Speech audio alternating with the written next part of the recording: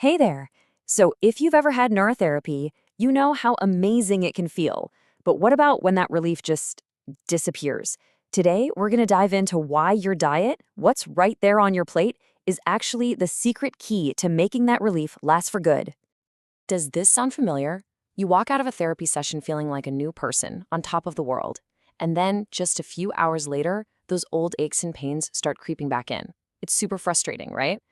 But what if the answer isn't about the therapy itself? What if the real key is waiting for you back in your kitchen? And there it is. This is the big idea we're digging into.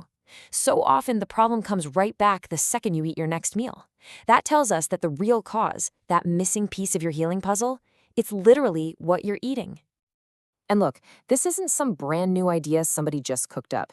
This principle goes way back to the pioneer of neurotherapy himself, the great Dr. Lajpat Rai Mehra. And it's a philosophy that's carried forward today by guides like Vishal Gupta, who help people achieve holistic health based on these foundational truths. Think about it like this. Your therapy session is like hitting a reset button on your body. It's a fantastic start. But what you do in those other 23 hours of the day, what you eat, what you drink, how you live, that's what determines if you stay reset or if you just throw your system right back out of balance. So, how do we actually make this work in real life? Well, here's our roadmap for today. First, we'll figure out why your treatment might be stuck. Then, we'll build the perfect neurotherapy plate and call out the foods that are getting in your way. After that, we'll look beyond food to lifestyle habits. And finally, we'll wrap it all up with a holistic action plan you can start using right away. All right, first up, why your treatment stalls.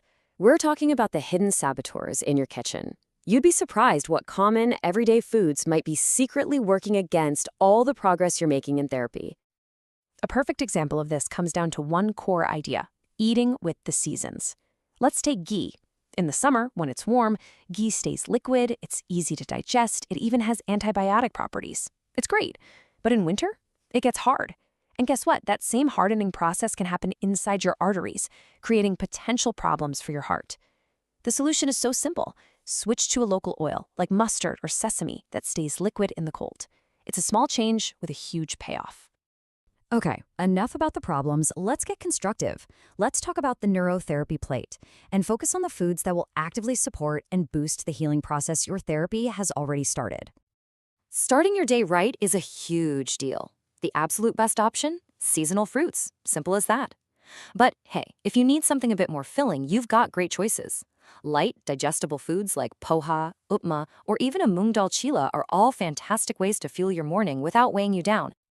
Now for lentils or dals, you want to stick to this approved list. But here's the real game changer, the pro tip. Never mix your dals. Cook just one type at a time. Why? Well, it makes it so much easier for your body to digest. You're not forcing it to produce a bunch of different enzymes at once. Simple, right? And that theme of easy digestion continues with vegetables. We're looking for things that are gentle on your system.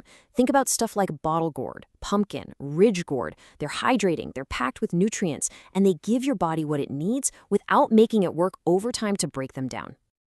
Okay, let's move on to what is honestly probably the most important part of this whole thing, the foods that hinder your healing. This is about what you need to take off your plate, starting today if you want to see real, lasting change. And check this out. Look how simple these swaps are. This is not about deprivation. It's about upgrading your ingredients. Swapping white sugar for jaggery, refined oils for pure local ones, these little changes make a massive difference in cutting down the inflammation and acidity that are often at the root of pain. Now, this do not eat list really drives home a key point. It's not just what you eat, it's when. Having heavy things like dairy or protein late at night, your body just can't process it properly while you're sleeping. And if you've got body pain, anything sour is just going to add fuel to the fire by increasing inflammation. And yeah, believe it or not, even chemicals from things like lipstick can get into your system and cause problems. And that brings us to our next point. True deep healing isn't just about food. It's about your entire lifestyle. It's your daily habits, your environment. How you live is truly how you heal. Okay, this might sound a little different, but stick with me. This is some ancient wisdom about aligning your body with the rhythms of the seasons just by changing how you store your water. An earthen pot has a natural cooling effect for summer. Copper is known to be great for the rainy season. And golden water, which is literally just water you've stored with a tiny piece of pure gold in it, is thought to provide warmth and strength in the cold winter. Pretty cool, huh? And here are some more small habits that make a big difference. Ditching the pressure cooker for an open pan, you actually save more nutrients in your food. Sautéing spices without oil first, you get all that amazing flavor without creating compounds that are hard to digest. And the really simple stuff, like getting some sun or walking barefoot on the earth, these are powerful therapies and they're completely free. But maybe the most important rule of all, listen to your body. If you're not hungry, don't eat. All right, let's land the plane. In our final section, we're going to pull all of this together into your holistic action plan. We'll even look at some advanced steps you can take to really supercharge your path forward. You know, your liver is basically your body's main filter. If it gets clogged up, the whole healing process can slow to a crawl. So for a deeper level of feeling, here's a powerful herbal formula to help rejuvenate it. It's a combination of 4 incredible herbs that support your body's natural detox process. We also have to talk about digestion because you've got to keep things moving, literally. If constipation is a problem for you, it can totally stall your progress. But don't worry, there are some really effective and gentle natural remedies you can try, like castor oil or triphala. Getting this sorted out is absolutely key for your treatment to work. So, if there's just one thing you take away from all of this, let it be this. You are in the driver's seat of your own health. The food choices you make every single day are a powerful form of therapy. When you take control of your plate, you are taking control of your healing. Period.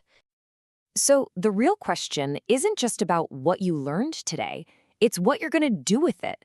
Are you ready to take that next step? Because making these changes isn't just about food, it's a real commitment to your own well-being. Are you ready to make that commitment? And listen, if you're feeling ready to jump in but maybe want some expert guidance to help you along the way, you're not alone. For a guided, personalized recovery plan, Santulan Holistic Solutions is there to help. Just give them a call. It could be the best next step you take on your path to recovery.